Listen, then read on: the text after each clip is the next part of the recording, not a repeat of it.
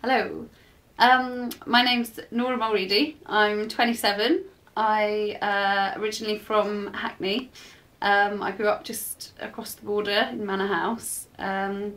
Moved to Harringay ward about 3-4 years ago. For the last 3 years I've been working as the caseworker for David Lammy, the local MP.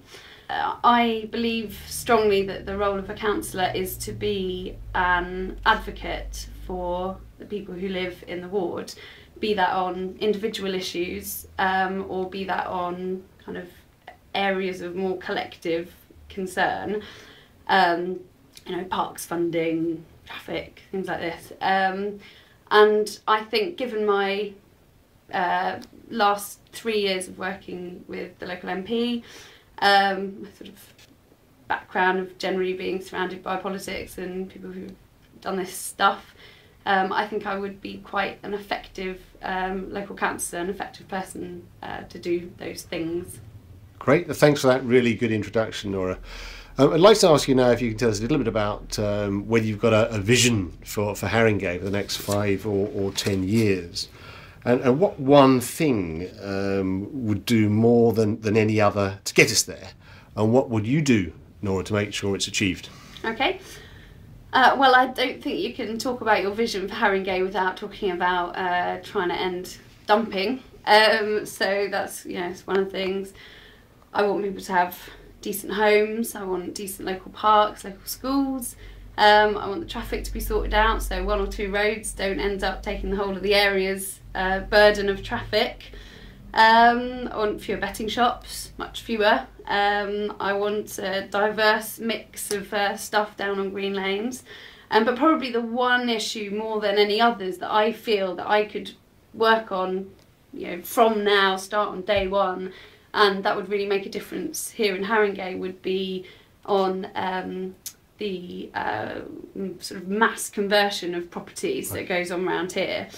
So what would I do to try and sort these out?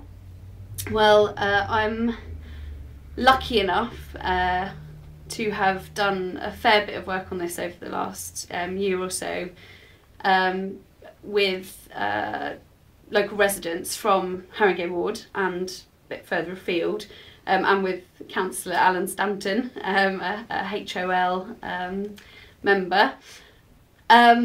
What I've done is gone down to the planning department, looking at properties, looking at the files for properties that have been brought to my attention.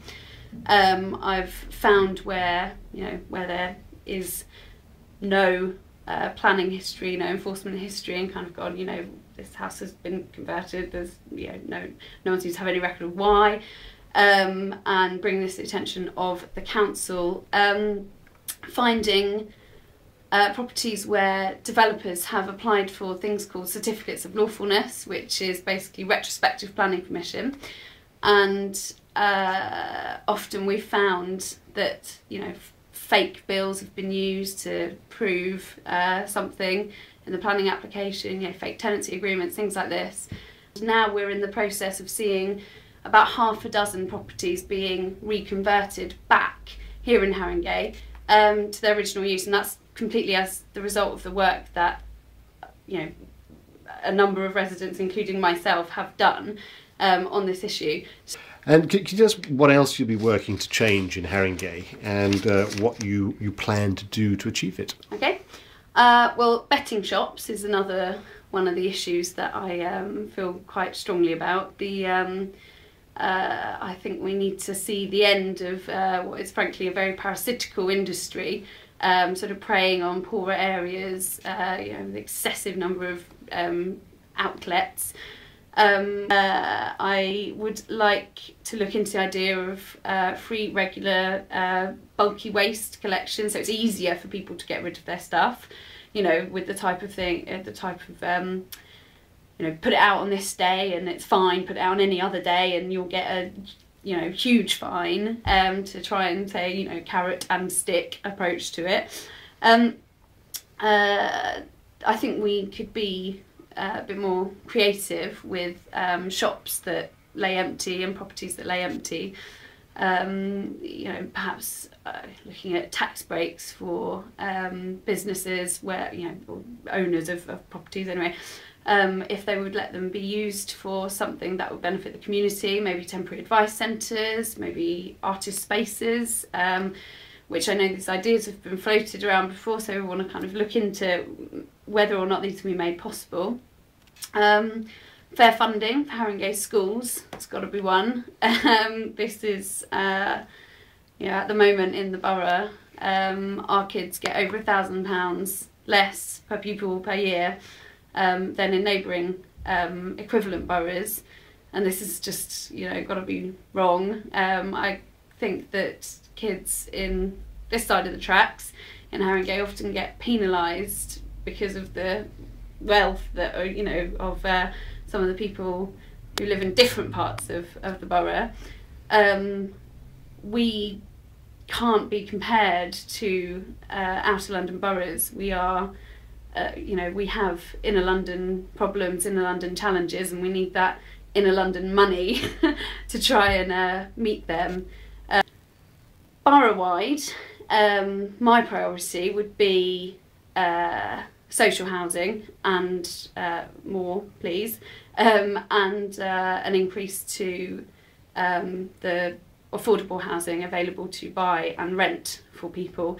We've got a huge problem of overcrowding in Harringay, and I would like to work with other councillors to try and do what we can to change that.